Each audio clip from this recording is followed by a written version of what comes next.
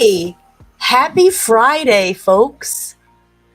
You'll notice tonight I have a little more of a voice than I've had this week.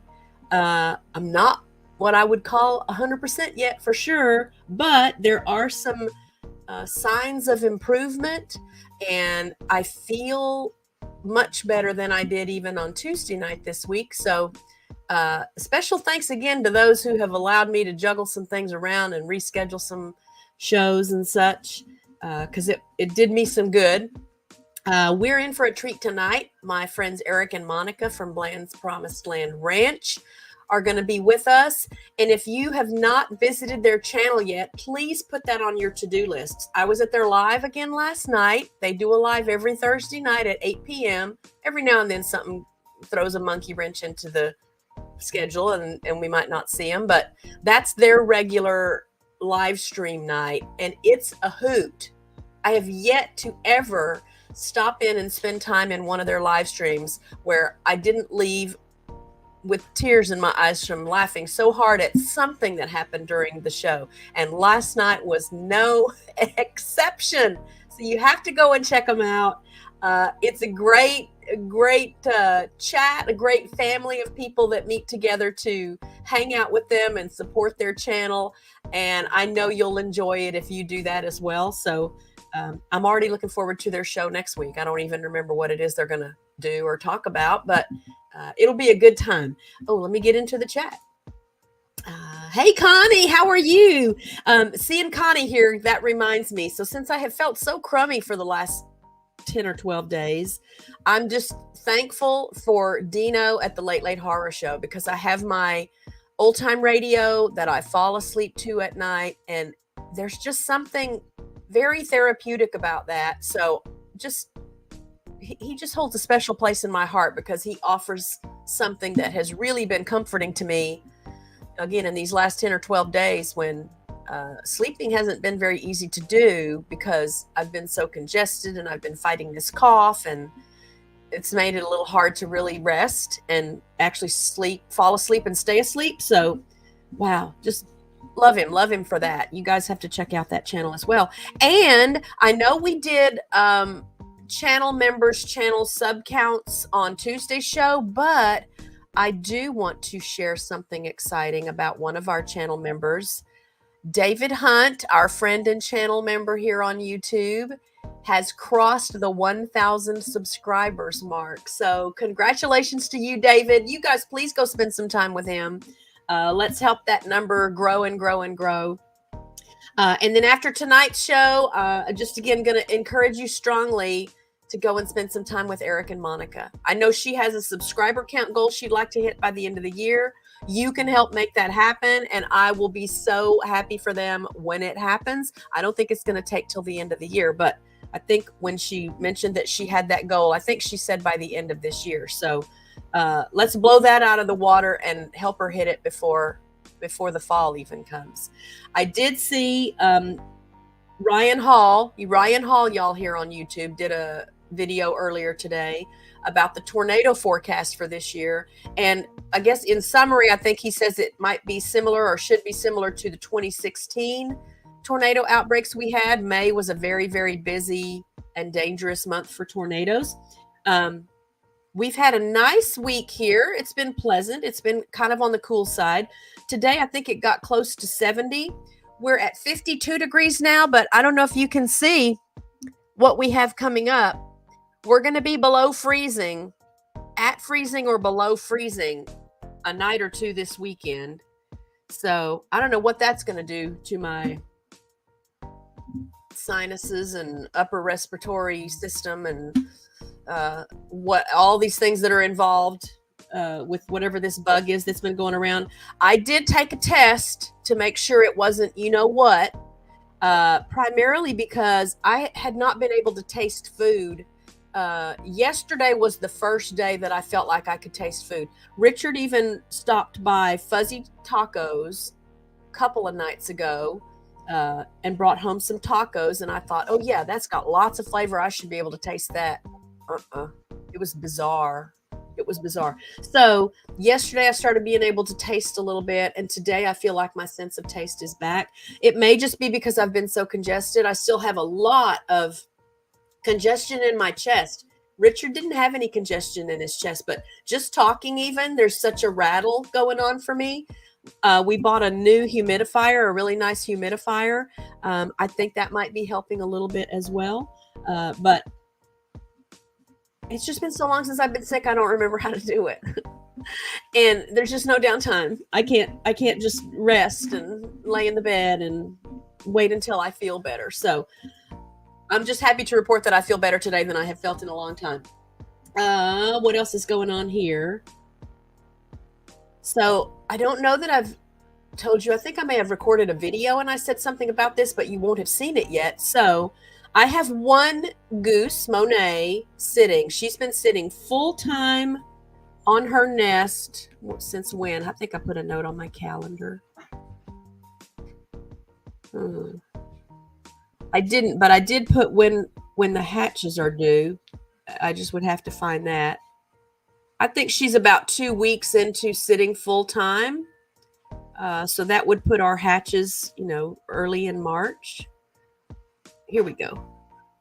So I've got a note here that I'll be watching for goslings and ducklings. I do have a few duck eggs in that nest with her as well, starting on the 4th of March. So that could just be the beginning of Pip Watch. She has I have not seen her get up. I've seen her get up to like turn around, and I did see her one morning tidying the nest and covering the eggs as if she was going to leave for a little while, but then I didn't see her leave. So I don't know. She's just very, very serious about this nest. But then another girl has built a nest right next to her. So in that same crate, there's a second nest. Hey, Akashi Chris, thanks for being here tonight. It's funny though, because I've only seen that other mama on the nest once or twice maybe, and there are only like 3 or 4 eggs in it. But I go out sometimes and Monet has pulled all of those eggs into her nest, and then I'll go out another time and then 3 or 4 eggs are in that nest. So I don't know if they're just sort of battling for those eggs. And I thought at first that Monet had kicked some bad eggs out of the nest, but I'm really trying to be as hands-off as I can this time. That's hard for me. I want to go out and candle those eggs so badly, it's not even funny. And I saw that the eggs outside of her nest, but I don't think that she kicked them out of the nest. I think that's a nest that another girl has started. So got 2 nests, one for sure full-time mama sitting, and then another huge nest. I haven't seen anybody sitting full-time yet, but another huge nest. It'll only have goose eggs in it. I can tell you that already. And it's in the coop, the little coop that's attached to the pen. So I'm going to look into selling goslings. That will be hard for me too. But I really didn't want more geese. They're big. They take up a lot of room. They're very noisy. They're great for protecting the flock, and they're very sweet creatures, but just their size, the logistics, we would have to add more space to the pen if we're going to keep them. So I'm going to be looking into where I might be able to sell geese. If anybody's got pointers, if you're a homesteader and you sell any of your poultry or animals, let me know what resources there are. I'll ask Eric and Monica about that too. I don't know if they sell any of their animals, and they raise all kinds of critters. So let me know though, if that's something you do, or if you just know of where I could look. I am going to make a phone call to the place where we bought the first 2 little day-old goslings we bought that started our flock of goslings, to see if they buy goslings from just regular people. I mean, if not, I'll have to go to a plan B. I don't have a plan B yet, but I love this process. I love babies. I love nesting. You guys know how crazy I am about eagles, and this feels like the closest I'll ever get to having something, like a wild animal living with me. Bonham Trades Days. Well, and I know too, Kashi, there's out in Canton, there used to be trade days out in Canton. I don't think I've ever been. And you can find anything. And I know I've heard of people taking ducks and geese and stuff, but I don't know, that's a whole lot farther than the feed store where we bought the first 2 little goslings. So if I'm lucky, they'll say, yeah, we'll sell, 8 or 10 of them for you. If all these eggs hatch, we're going to end up with like 20 babies, just goslings. Again, I think I put 4 duck eggs in the nest with Monet when she was first starting, before she was even sitting full time, because I'd really like to have a few more ducklings for sure. I mean, they're just small, and my luck, it'll be all boys. So I don't know what I'll do if that happens. But yeah, if you need some geese, I can hook you up. You don't have to buy geese from me. I can give you some geese, Akashi, if that's what you want. And so people who know more about this kind of stuff than I do just popped into the green room. So we're going to bring them in. If you guys have questions for them, if you don't know them already, I'm so excited that you're going to get to meet them today. If you do know them already, I'm excited that you're here so we can spend some time with them together. So be sure you're not picking your nose or spitting in a cup or anything, and I'm going to bring you up. Hi. To other sides, because I have your logo over there, because I don't have control of where the StreamYard puts my logo. I don't think I can't move that, can I? No, I can't move that. I love that. That's super cute. Thanks. So are you guys ready for freezing temperatures again this weekend? No, not at all. I am not happy about that. I didn't know. I literally didn't know till today. I looked at the thing today, because I always kind of talk about what the weather's doing here when I start the show. And I thought, what does that say? 30 degrees tomorrow night? What? Yeah, I honestly didn't know that either. And I saw that it may in certain areas get down below freezing again. And I'm like, wait a second. Yeah. This is not okay. No. I'm in t-shirts. This is like, t-shirt weather. This is nice. Yeah, I was saying it's been so pleasant this week, a little on the cool side, but yeah, and it's going to be cold. You could see the breeze really picking up today. Yeah. And we got home and I was like, you got to be kidding. I went into town. We went to Rockwall, which is right outside of Dallas. So we went into Rockwall today for my son. And when we were leaving Rockwall, it was like the wind was pushing us back home. Yeah. And I was like, okay, this is it's gonna get cold. The dogs have been going in and out all day today, and it was really nice. And then about their dinner time, I think we went to let them out just before we fed them, and I opened the back door and thought, what is this? It was so drastically different. Yep. So I'm going to try and just be thankful that it's not supposed to rain. I don't think it's supposed to rain. We cannot handle any more rain here. And for sure, I don't want rain if we know we're going to have freezing or below freezing temps. So, but of course it could, because in addition to our 3 dogs and the little boarder that comes like 5 days a week, we've got 2 boarders that just were dropped off today, just before lunch. And then 2 more boarders are coming on Sunday. So of course it may rain. Of course the weather's going to be terrible, because when we have this many dogs, it works great because they get to spend a lot of time outside where there's a lot of space and nobody can get on each other's nerves because they can all go do their own thing. But they all know each other. These are all dogs that have been here lots of times. And so maybe I shouldn't worry about it, but I just like it when we have visiting animals, when they can enjoy the property.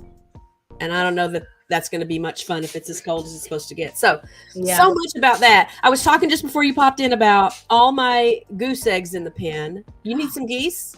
I need some goose eggs. I have a friend that wants some geese for her. My friend Jocelyn, who's been on my channel sometimes.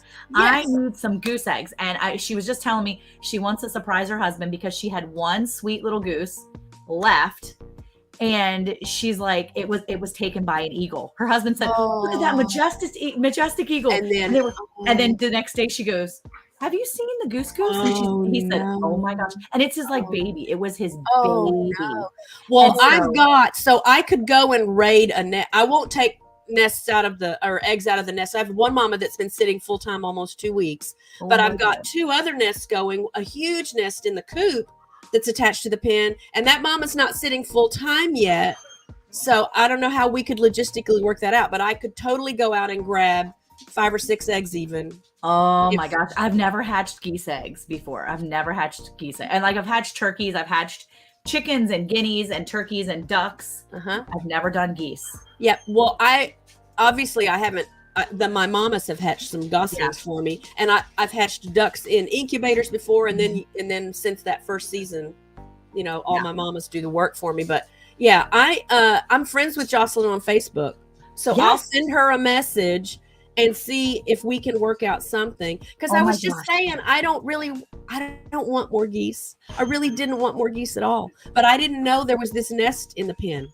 So by the time I discovered the first nest, there were already like 6 or 7 eggs in it. Maybe I can somehow get to you and I can get some eggs from you, because he doesn't have an incubator, but I do. And because she wants to surprise him, his birthday's in April. And I said, why don't I try to get some eggs before April? This would be perfect timing. And we can hatch them out, and then you can surprise him with babies for his birthday. And so you would hatch these just like the duck eggs. Yeah. It's the same temps, the same time frame, the same temperature. I mean, same humidity. Yeah. So I would all be the same. Yeah, that's what I'm thinking. So we'll put our heads together and get with Jocelyn, and I'll go on out and pull some eggs out of that nest that's not being tended to full time yet. Okay. Just so I've already got them, and then I don't have to go out and fight with a mama that's decided she's ready to sit.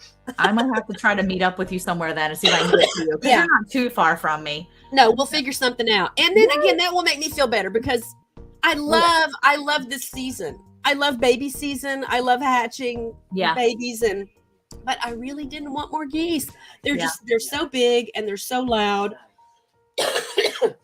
But I didn't know there was a nest. It seemed really early in the year. I wasn't expecting there to be egg laying yet. Well, it's been so stinking cold. It's been so warm in different places that I was surprised, because my friend Casey, Ormsby Farms, Casey, he's in Georgia. He's already got turkey eggs. His turkeys are laying. And I'm like, what in the world? Like, my turkeys have not even started laying yet. So I want turkey eggs. I want them to start laying, and they're not laying anything. And I'm like, come on. I want to have. My ducks have not laid really for almost 2 years. I might have gotten, maybe a dozen eggs all of last year, whereas we used to give away 20 dozen eggs a month. Yep. We would give them to the German Shepherd Rescue we work with, and I would just, put something on Facebook or Craigslist, free duck eggs, because we couldn't use them all. But the droughts just, I think, really messed up something, and they just stopped laying. So the ducks have started laying again. I'm collecting 3 or 4 eggs every morning now from the ducks, and I do have some duck eggs that I tossed into the mama that's sitting full time. Before she started sitting full time, I snuck some duck eggs in there. Nice. Because I would love to have a few more ducklings. But let's make a plan. And again, tomorrow I'm going to go ahead and just pull some of those eggs and have them ready, so that, we can just set a time to meet up someplace and that'd be great. Help with a surprise for somebody. Okay, that makes me feel a little better. But beyond that, though, do you guys ever sell any of the animals you raise? Yeah. Okay. Where do you sell them? Or do people come to you? Usually it's word of mouth, and then people come to us and we sell it that way. Okay. Like our cattle, we'll talk to people word of mouth, or Facebook Marketplace, or not really Marketplace. It's just Facebook. Like, there's a couple groups where I'll advertise and say, hey, we're trying to get rid of some cattle or ducks or chickens or whatever, turkeys, and we, rabbits, whatever we have. And we say, we have these available. If you're interested, come talk to us. So, because I think that's what I want to try to do. We just cannot accommodate. Yeah. The pen is not big. There is a livestock market. There's a livestock market. It's called DFW Livestock Market on Facebook. Okay. And you can't directly sell. Yes. But you can go on there and say, hi, I have this plethora of beautiful animals that are available. If you would love to be a new home for them. Okay. And then you put your location, like just your roundabout area, you put kind of the vicinity, and then you put on there the price, but you do it in a very nonchalant way. Okay. And you do it so that people understand right off the bat, this is what you're looking for. This is where you're located. And it's very clear cut. Okay. And it's lovely. And that's how I've acquired. And that's how I have gotten, quite a few of my animals sold. Okay. So I'll check that out too, because this will be the first time I've done that. So I just didn't know. I don't want to drive all the way to Canton. No. And then sometimes you can meet people. And the good thing is like some people go to Canton just to do that. But sometimes people don't want to go all the way to Canton, because Canton's a 45-minute drive for us. So I know. But it's one of those things where it's nice to be able to kind of interact with people that way. And then I've met people that are 3 hours from me, and we just meet halfway. Okay. And then some people are like, you're too far, I'm not going to meet you. Okay, no big deal. Yeah, whatever. But I've driven. I mean, look, we drove. What did we do for those pigs when we went and got our new Durocs? I think we It drove was about 2 hours. 2 hours. Wow. Because Okay. we wanted a specific breed. We knew what we wanted, and we said we want the Duroc pig, and we'll go 2 hours. Wattles. Oh, red Wattles. That's right, not the Durocs. The red Wattles. We had red Wattles. We went for, and we knew if we wanted to go for them, and we wanted this good price, and we wanted the breed we wanted. You drive. If you're in Texas, you should be ready to drive. Yeah. You know. Yeah. But when it comes to the seller usually stays where they're at. Okay. So I've got some resources now. I'll have some things to check into, and then again, you and I will get together. Let's make a home for some goose eggs, and then I'll feel like they're kind of still in the family because again I'm hooked up with Jocelyn on Facebook, so you'll see what's going on with them. Yeah, awesome. So I want to talk some about your channel. Okay. And I love to find out for content creators, when did you start your channel? What was the video that kicked everything off? And why did you start a channel?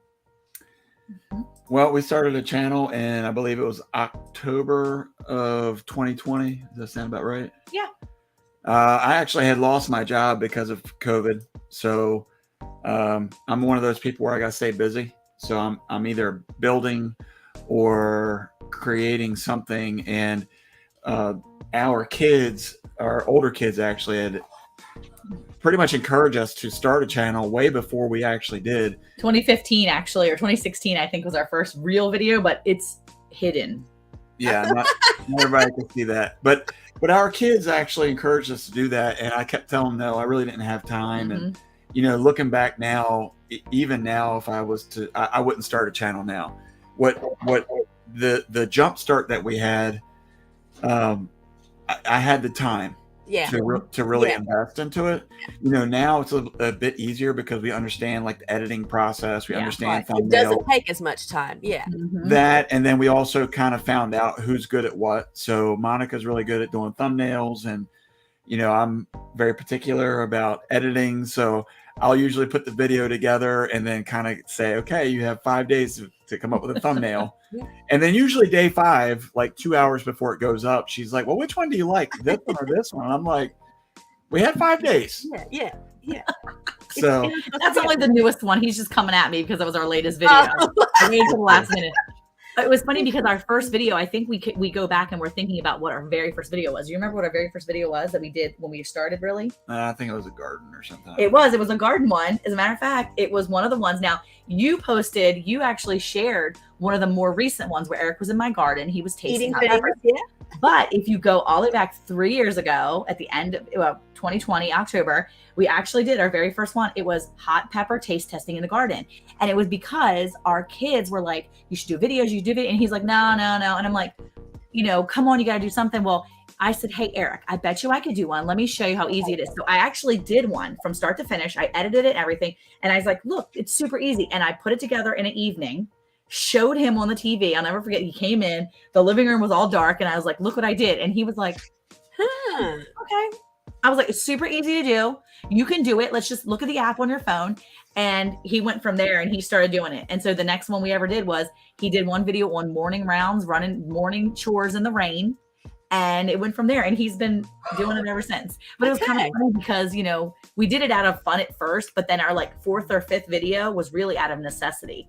And we realized that this could be a tool that would be helpful. Oh, yeah. Yeah, so neither one of us grew up on a farm. We didn't really understand what farm life was like.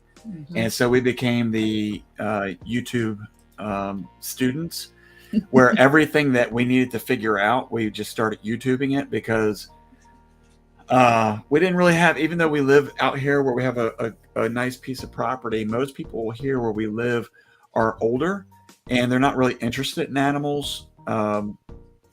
So they were just out there cutting their grass every Saturday. And I'm like, I don't want to do that. I would rather let cows eat the grass let's work this land. Yeah. Make it work for us, so we're not just living here, but we're really just enjoying life. And so we had to become YouTube students. And then that's what, as she said, out of necessity, we created the video about helping our cow get to her feet. And that was because we searched YouTube, we searched online, we couldn't find anything to show a bunch of city slickers how to get a 1,000-pound animal on her feet. That was the first time Clementine went down. And I had just wormed her she was one of our cows that was like the fun cow. She was like the therapy cow. And we just lost her this October, the November 1st actually, but she went down literally October 30th, 2020.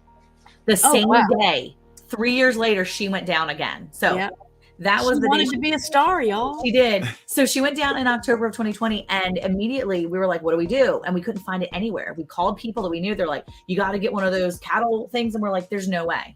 There's just no way. And I had just wormed her the day before. Now, like when you worm dogs or cats or whatever, there's a just like with anything you take antibiotics, there's a withdrawal time. Yeah. And when you worm a cow, there's a 2-week withdrawal time. Oh, wow. So she went down the day after, and I'm like, we can't eat her. Like, I don't want to be heartless, but she's a beef cow. Yeah. We can't do anything with her. I am not going to waste this animal. Like God has given us this animal for a reason. We are going to be good stewards, and we're going to get this animal to stay alive for 12 more days, 13 more days. Right. Every day I would walk out there and I'd be like, you have 10 days to walk on your own, Chicky. She literally walked, I think, 2 days before she had now, to. So is this the same cow? You have a recent video of a cow going down. Is it the same girl? No. Well, not the most recent, but the one that we put out where it was like the hardest day, the hardest goodbye. Okay, that's the same cow. Okay. That's Clementine. That's one of our girls that she was just a handful, but she was amazing. Yeah. And she went down and she got back up. And then she went down this past October, and it was time to say goodbye. We knew it was time. Yeah. But no, Penny, our newest, one of our other girls, she's never had any trouble ever.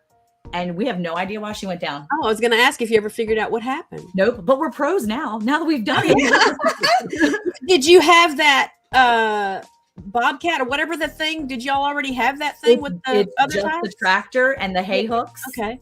And the tool and the straps. That's it. Okay. Well, now people can come to you. Yeah, but you have to be resourceful, and that's one of the things we had to learn was because no one had videos out there on it. How do you do it if you don't have the expensive tools? Right. What do you do? We have a tractor because we have enough land that a tractor makes sense. Right. But if you don't have the other tools, what do you do? So with the tractor and some ingenuity and like really smart guys that know what they're doing, they did it. All right. So you said, Eric, that you wouldn't start a channel now, but are you glad though that you did start a channel with what the reach you have and the people you interact with? Yeah, absolutely. I'm certainly glad. What I was trying to imply was, the amount of time that it takes to learn it and the effort that you have to put into it. Especially, it's just like anything else that you first start out at. You have to really put a lot of time into, and that was the perfect time for me because I was out of a job for 5.5 months. So we were able to kind of like really kind of feel out who we were as a channel. One of the things I tell people is, the name of our channel obviously is Bland's Promised Land Ranch. And when we first started posting videos, everything was more relatable to like ranch life and farm life. And, somehow we just kind of fell into more of like a homesteading life. Right. And so most of the people that we've met are more in the homesteading realm, which makes sense because for people like us, surprisingly, to me especially, that I've met other ranchers, I've met people that run cattle, and nobody eats their own meat. What's up with that? What's up with that? How interesting is that? It is very interesting to me. I mean, for me, that's my sole purpose of having cows. Yeah. To be able to put food on the table. Oh, yeah. In 2014, when we relocated from Maryland down to Texas, Monica and I, we set a goal that I think it was like within 5 years, we wanted to be able to provide all of our own meat that we eat throughout the year. And so, of course, we started with the littler things like turkey or chickens and things like that. But obviously we're not all meaning like all the kids and Monica and I, we don't just eat chicken. Yeah. And so that was kind of like the starting ground. And, we started branching out and looking into rabbits and pigs and things like that. And, and then eventually we were able to process one of our own cows, also take it into the processor. Yeah. So there was just some different things in there that we just had to learn along the way. Yeah. The first video of yours that I ever watched was you processing rabbits. Okay. And I don't remember why. I don't remember when that was, but I just remember through the whole video being so impressed at how what word do I want? Just that you honored the animals. And it wasn't like, so I see the title or whatever, I know what the video's about, and I'm like trying to psych myself up for it to be, oh my gosh, I could never do it. And you were so matter of fact about it, but you were just so, it was like the animals were honored. You honored the animals. You respected their life here. Yeah, their life there, and could appreciate, what their purpose was. Anyway, I'm kind of getting goosebumpy talking about it. And I was just so impressed just because of the way you handled that. And I felt like it's because you were aware. You were aware of what impact that might have on some people that watched it. And I thought, okay, this is somebody that knows how to do YouTube. This is, because I watch other things sometimes and you can tell it's so cold and they just don't even, and I mean, to each his own. I'm not criticizing that. And I'm not going to say there's like a right way or wrong way to do it, but I just felt like, to me, that's how meat eating should be, that we should respect the life that was here for us. Yeah. And it would just make so much more sense to me that if you raise the animal, that you would eat it when you know what kind of life it had and you know what it ate and you know what kind of attention and care it got. Although, I mean, no different. I didn't realize until I saw a video of yours recently, I think it was a short, that you guys sell your beef too. We do. Yep. So I'm gonna have to work something out too with y'all. There you go. Because I just really like the whole free range concept, just the whole idea that, an animal should have however many hundreds or thousands of wonderful days, and then just that one moment when it's finished and they move on to what their purpose was. Because I can't say I know that about stuff I buy at Kroger or Walmart and I don't like thinking about that. So, for us, as I said, we didn't grow up like this. So one of the concerns that we had originally when we came into starting to process our own animals was the idea that we didn't want our kids to grow up like psychopaths. Yeah. So, there was a lot of, let's respect the animal. Let's make sure that we understand what's happening here. And, one of the coolest things about that, not cool, like cool, but, interesting, is that there's a lot of people that we've invited to come to our ranch to help process or to eat, sometimes just even to watch or monitor what we do. And we try to explain the process and helping them to understand that it is a life, it's not to be taken lightly. Yeah. And, it's just one of those things that thankfully all of our kids, they really have found a lot of interest in doing that. Not like in a sick, weird way. Yeah. Where they're not like, yes, we can feed water animals. No. They're not happy on processing day. They're not like, yes, processing day. Yeah. Do another one. Yeah. But the thing, like I don't know if you were able to catch Monica's Christmas vlogs that she was doing, but on one of them I injured myself, and what I found very on Christmas Eve, he stabbed himself in the arm. Yeah, on I know I've heard the story, but I don't know if I've seen the video yet. Yeah. It's pretty graphic too. It was Christmas Eve, but at any rate, what was awesome about that was while she was taking me off to the hospital, I was able to turn it over to the kids, and the crazy thing about that is I've always told these guys that no matter what we're doing on the farm, I always want everybody to know how to do what I'm doing. Yeah. So that if I'm not available, if I'm out of town, if I'm just not nearby, or who knows, maybe if I stab myself and have to go to the hospital. Somebody else has to take care of things. Yeah. Yeah, that they can handle it. So they were able to finish processing Christmas dinner. Yep. While I was out and about, and it's funny because Christmas morning or Christmas Day when we ate the turkey, the kids, they were very very critical of themselves. They were looking at it and they're like, this isn't as good as you do it, or I could have plucked it better. I could have did this. But like I tried to explain to them is, you know what? It's learning. Yeah. Next time it will be better. And the first step is taking the first step, putting your hands on it. And so just to know that our kids were able to take that turkey and process it out, and then we were able to partake in you gonna cry? No, I'm just excited. It makes me happy. No, but to know you had to stab yourself to make it happen, but I mean, well, because it's not like the thing is that when you understand it was our kids, it wasn't our adult children. It was one adult child. It was my 19-year-old daughter who was kind of inside doing the inside work, which is a lot of times what I do. And then it was 15, 13, 11, 9, and 7-year-olds all working together. Yeah, good. 5 boys that knew how to get it done hands-on and could get in there and do it. And then they brought it to the 19-year-old and she was able to clean it up, make sure it was cleaned out properly so we could take it and get it in the brine. And she did it in the brine. They took my vacuum sealer. They vacuum sealed it in the brine so they could put it in the cooler because we didn't get back from the ER until dark. Nice. So they did it.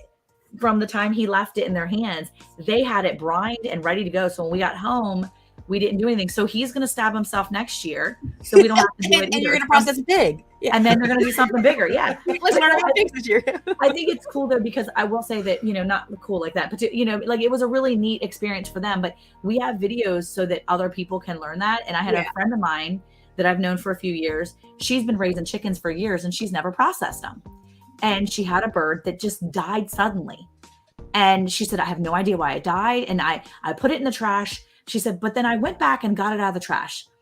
Will you help me process it? And I said, you live in Tennessee. And she's like, I know, but I can do this. And I said, you can do this. Go look at my turkey processing video. I have a processing video on how to do a turkey. I said, go to the video. It shows you exactly what to do. It's just on a larger scale. Right. I'll show you. And I walked her through it over the phone. And I said, and you call me. Call me if you have any questions. She's like, okay. So she texted me. She called me a few times. And she's like, I think I can do this. And she said her husband and her daughter. Now her daughter is 14. And she's the one that cares for these birds. These are her babies. Okay. Yeah. So her daughter couldn't see it. But her husband didn't want to come out and be a part of it. Now the animal was already dead. Right. But he didn't want to come out until the feathers were gone. Oh. And so I said, the hardest part is always removing the head, because once the head's gone, now it's a different animal. Not a real animal. Yeah. It doesn't, it takes it takes the personality out of it, kind of. Yeah. And I said, and that's going to be your hardest part. But she said, well, it's funny because no one wanted to come help mom until the head was gone and the feathers were off. Yeah. And I said, the hardest part was done. Yeah. But she was so proud of herself when she was done. And I tell her, I said, look, the hardest part of raising animals is knowing that you are responsible for them. Yeah. And you're responsible for their entire lives, even at the end of their life. Yeah. And so everyone that raises livestock, if you raise livestock of any sort, if you raise poultry, if you raise the big livestock, whatever it is, big or small, you should have a sense of responsibility in your heart somewhere where you know how to take care of them if you have to end their life. Right. Because that's part of being a good steward. Right. And I wouldn't feel right not knowing how to handle their body at the end. If we have animals that are suffering, we will have to, we put them out of their misery. I could never imagine. I mean, I've got ducks that are like limping around sometimes. I'm like, put them in the sick pen and see if they make it for tomorrow. Yeah, I've got a few girls right now in that category. Too. I think it's because they're drinking stagnant water. They're drinking all the puddles around the yard. Oh, I think my girls have just been overmated. See, I think that's happening with mine, but I think a few of mine are drinking stagnant water and it weakens their system. So they'll go and they'll, hang out in it. And we always do that this time of year. But if they're suffering, we have to be humane about it. Oh yeah. So, but I just feel like it's a responsibility, but I'm like proud of us for having these videos up that we can refer to other people we can tell our kids to go back and look and say, okay, we made a video on that. Yeah. And I'm proud of y'all too, again, because the way you present it, it's very clear that you care about your animals and that they're honored. They're whatever it is you're doing with them at the time, they're honored. So again, that rabbit video won me over. We don't raise rabbits, and I don't think I've even ever eaten rabbit, But there was just something very magical to me about how you handled that, and that I watched the whole video, and there was never a point where I thought, oh, it just never, it never was uncomfortable or offensive or weird to me. It was just very natural. And anyway, so I just had to throw that in there because that was my introduction kind of to y'all as far as the first video I found. And then, of course, our rescue work we've done, and the animals we've lost that, they couldn't be saved. Lots of effort, maybe a lot of money and time gets put into it. And then the decision, has to be made that it's, this is not, there's no quality of life for them. Yeah. Maybe we could keep them alive a little longer, but they're not living. So, and I don't think I've, become hardened, but losses sure do. The more losses you have over time, then the easier it is to accept them. And, just appreciate that that's part of the process. I feel bad sometimes because, we've lost like some ducks. We had a hawk kill some ducks. I think the hawk just didn't realize he wasn't going to be able to manage them. They were too big. Because I think, a couple of them, I think they had been dropped. Like he tried to pick them up. They were beautiful, perfectly healthy, nice, robust. And I just got rid of them. And, I've looked back now and thought, if I really, really did it the way it probably should have been done, even if I didn't eat it, the dogs could eat it. I make dog food. And so after that happened, and I kind of felt convicted because I didn't feel like I was ready to let them have a greater purpose than they had. I watched some videos on how to process ducks, and I thought, okay, I could do this. I could, I'll turn into my medical background person. There you go. We'll just treat it like this is how you do it. It's not, they're not my pet ducks anymore. Now they've moved on to a source of nutrition and sustenance.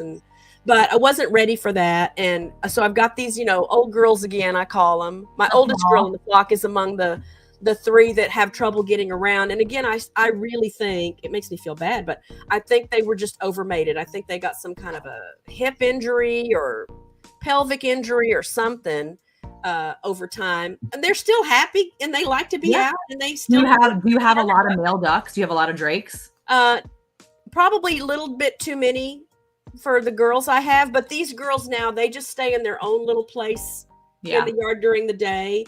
And the boys that go into that part of the pen with them at night they're gentler. I don't know what it is about them. Now, I don't know, come spring, I might have to do something else, but we have cameras everywhere. And so I monitor things, and they can be with these. There are two boys. I think these boys are the youngest in the flock right now. They're like 3 years old. They're the gentlemen of the group. And the two little mallard boys. And they're very gentle and respectful of these old girls. Whereas I have 6 ducklings that my goose, so the first year that the 2 little day-old goslings we bought, 2 years later when they tried to hatch goslings their first year, but I wanted them to wait till they were 2 years old. And I let her hatch duck eggs for me in the spring that first year when she was laying eggs and I wasn't going to let her have her own babies. So she raised 6 ducklings for me. 5 of those were boys, and they are the roughest boys in the bunch. That's because their mom's a hood rat. Because geese are hood rats. Absolutely. Geese are really gangster. For example, like our ducks, most of our ducks are flightless breeds. We've got these 2 mallard boys that we rescued from the Humane Society. I got a phone call from the Humane Society. We've got ducks, and we don't really do ducks. You have space for a couple of ducks. So I went and got them. But those 6, so there's 2 like full pekins in the 6. And then the other 4 are just barnyard mixes. They look like they might be like a rowan with a black Swedish or something. They're just mixes. So they're black. They're black with the white. No, they're not even black. They're just dark brown. One is almost like a silvery color with some colors around his neck. Like I wonder if a mallard maybe mated with one of my girls and made a baby or 2. They fly.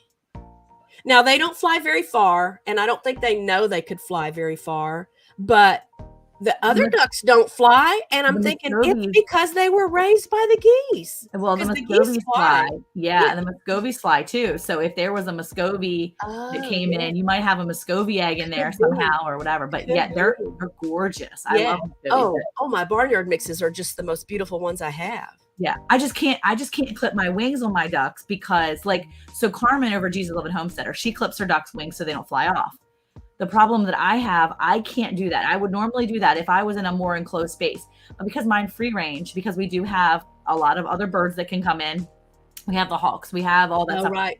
And we have dogs that sometimes if they're getting rambunctious and my blue heelers are running, they'll heal the chickens and ducks. Yeah. And that means they need to get out of the way. And I don't want them to not be able to get away from my dogs if they're being rambunctious. Right. And it's not even that my dogs care about them. They don't really care about them. But if they're in their way, they'll chase them out of the way. Like, get out of my way. I'm busy. Like, you need a couple geese.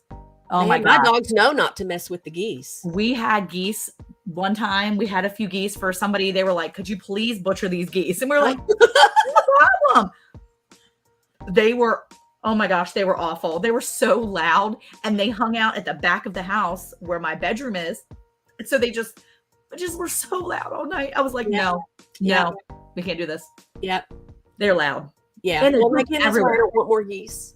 And they so now that there are nests in the pen, I don't know why, but on the way out every morning, they're just screaming. Yeah. I mean, they've always kind of called when I let them out in the morning. They're excited to go out. But now it's like over the top. And then periodically they'll be out on the back pasture. They'll be on the pond. And then they'll come up. And I guess because Monet is in there on a nest, then they all have to go marching in. And everyone is screaming. Yeah. Even she's screaming. Yeah. So she'll be on the nest and they're all announcing. Yeah. Geese are like a bad family reunion. Everybody's screaming at each other. They're just excited to see everybody. Oh, yeah. They have no volume control. Like I feel like ducks and chickens. Like your family. It's like my family. Like if you start to talk lower, other people will start to tone it down. Yeah. Not with geese. No. They're straight hood rats. They'll fight you. Absolutely. No way. And they're going to scream at you all the time because they want whatever you have. Yeah. And if that person has something that they need it right now, and they'll go where they want. Yeah. They want water. We're leaving to go get water. Get out of our way. Yeah. I'm still surprised we haven't had any neighbors complain, because there are nights, especially again lately, because there's eggs and nesting is happening, and I'll be awakened in the middle of the night because I hear them screaming in the pen.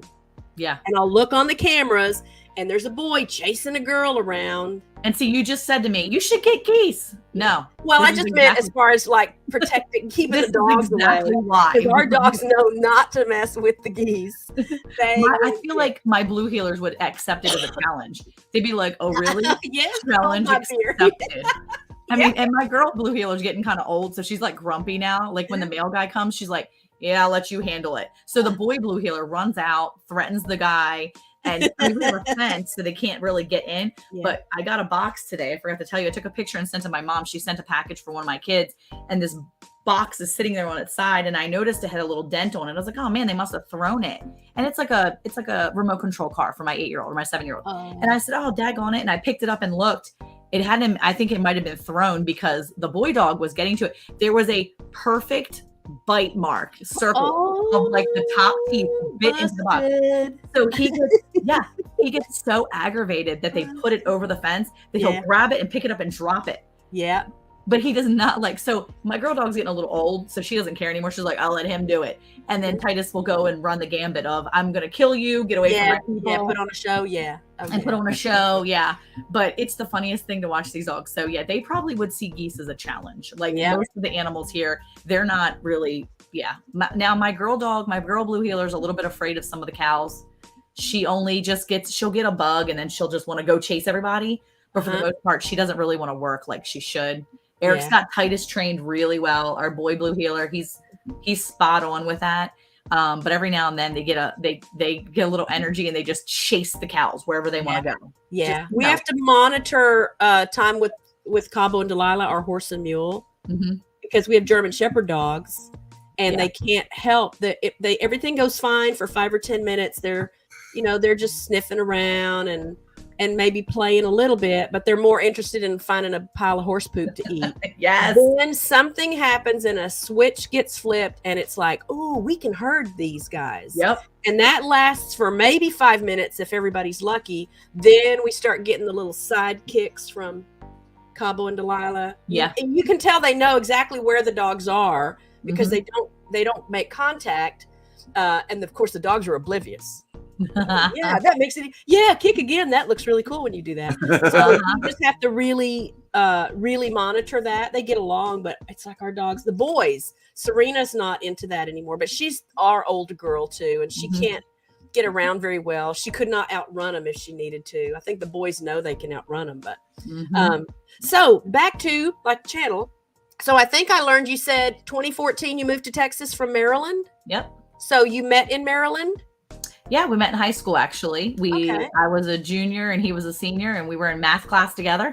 Okay. And the next year, or the year I was in high school, my final year, he had been graduated for the year, and he was working and doing some college things and just trying his hand at different things. And we started dating at my senior year, the final semester of my senior year. And then we became boyfriend and girlfriend in April, and then we were engaged by July. Okay. And then the following year we were married. So we got married in 97. I was only a year out of high school. And so what brought you to Texas though? That's a pretty good trip. It is. Well, yeah, I mean, it was just something where the Lord was leading us out of Maryland and down here. There was a lot of things that we wanted to do that Maryland would not, we couldn't make it happen in Maryland, Yeah. As far as like land, there's not really land in Maryland to purchase unless you were very wealthy.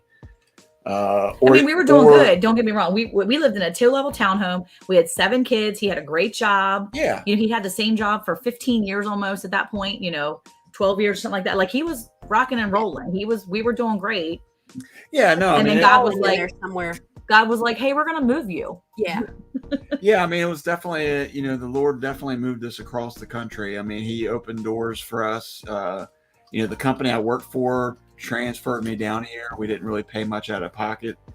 We had 3 days, I'll say really 2 days to find a house. Yeah.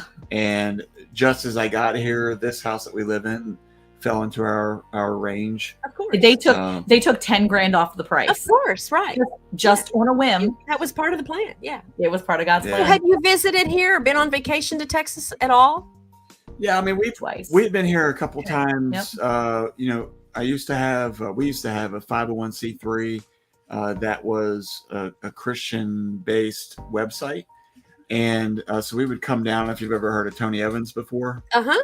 Okay, so we would come down to his conferences as what are they called? Exhibitioners. We were exhibitors, not exhibitors. Exhibitionists. They had an exhibit table set up during his. You heard it here first, folks.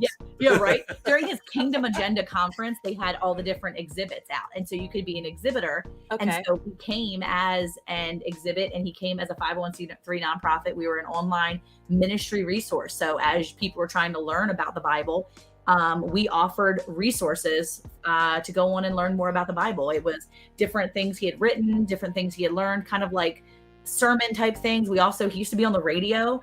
And so we offered uploads we had downloads at the time where you could go download his content. Okay. And so you could listen to his radio show on there. That was because he used to put them on CDs every week.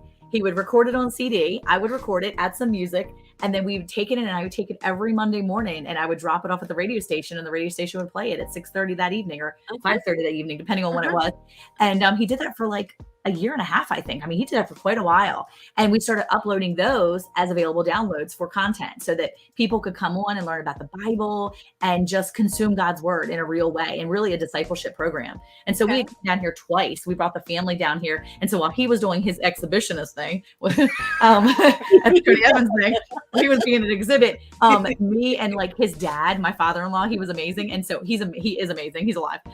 But we would take all the kids and we would go do things in DFW. So we went to the Texas State Fair the one year, and we just did stuff around the DFW area, and we had a good time while we were here. We weren't really in the Dallas area too much. We were more in the DFW, Arlington, like kind of stayed around there because we were trying to be close to the DFW airport area. But it was awesome. So And so tell us again, where are you now? Like what? So we're in Hunt County. We're in the Poetry area, actually. Okay. We're in southern Hunt County. Okay. Kind of right where Kaufman, Hunt, and Brockwall meet. Okay. Yeah. So, you're not that far from me. Not at all. Eric actually is I was thinking y'all were farther than that even. No, he runs the building, you know, the big green building in Dallas, the big tall green one. Yeah. In downtown Dallas skyline. Yeah. That's the building Eric runs. He works there 5 days a week and then extra days whenever he's on the phone. Yeah. Doing things. But yeah, that's where he works. So he drives, an hour to work, minimum hour to work each day. Okay. But when we came down here, we told God, we asked God, look, we have some things we really want in a house, in a place for our kids and for our family. We want to be an hour from Eric's work, no longer than an hour. Yeah. We want to have acreage. We want to have 10 acres or more, but we really don't want to have less than 10 because we feel like that's a good quality for us. We want to have bedrooms enough that the kids obviously can share. We have 7 kids at the time. Yeah. Nobody needs their own room. Okay. The boys can all share. But you don't want 4 kids in a room. But we want to have a space for that. Right. Yeah. So we wanted to have these things. Well, when he came and walked into this house, the upstairs, the attic space is a fully finished attic. Oh, no. We literally had 6 boys in one room because we were able to have that space. It was like an adult male living up there before. It was like their son, so there's a finished bathroom and there's space for 6 kids. Yeah. And it's awesome to think that God provided all these things we asked for and in just a short period of time. Yeah. And then after he found this house, he went home and we literally told a few people we were putting our house on the market. Our house sold in 30 days by word of mouth. We never had it on the market. We put it on the market, but it was word of mouth sale. God did all those little things to get us here. Well, when you're willing to do what he wants you to do. Yeah. And we just stepped out on faith and he had a job here and we just went. We had no idea. We were looking down in Waxahachie. However you want to say it. Waxahachie. We were looking down there and I'll never forget the person told him, the real estate agent was like, you don't want to go down there. It's like the areas you're looking is like terrible Wi-Fi. Your wife homeschools, you need Wi-Fi, you need this. You don't want to be there. You don't want to be down here in Kaufman. It's too rural. Yeah. And where we live is like the perfect mix of suburbs and rural, I think. At least right now it is. The suburbs and the city's bleeding into our property soon. But right now, this is, the past almost 10 years now, it's been perfect for our family. Nice. Yeah. All right. So you have 7 kids or more kids? We have 8 kids now. We officially have 1 Texan. He likes to remind us he's I was going to say, why did I think you had 8 kids and I only heard about 7 kids? So what's age range, oldest to youngest?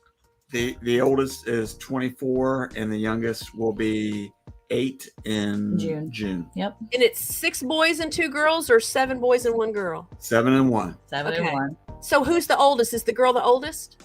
She's number 3. Okay. Yeah. So to the outside person, you see our kids and then you ask, oh, how old are they? And then I tell you my first 3 are all adults. And then there's a jump. Like I have 24, 22, 19. She'll be 20 this year. And then there's a jump from the 19-year-old to a 15-year-old. And they're like, oh, was that your husband's kids? And then you got together and had 5 more. And I'm like, no, I got a puppy. And that's what happened. So we had 3 kids. Done. So she was born in 2004. And in 2006, I got a puppy.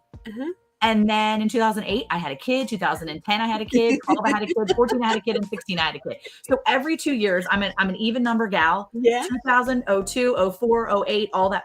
I got a dog or a kid. And so in 2018, after my kids were done, I got another dog in 2018. It's a thing. We did wait a few more years and we did get a puppy in 2013. 2023, we kind of messed that up for 2023. But I got puppies after kids were done, we got dogs. So that's where I'm at right now. Yep. I had all 4 of mine in 5 years. Yeah, see? And I've decided 2 things about that. It prepared me for the multitasking I still do to this day. And it, I think, is at the heart of why I like to have so many living things around and so many things to take care of. I get really busy.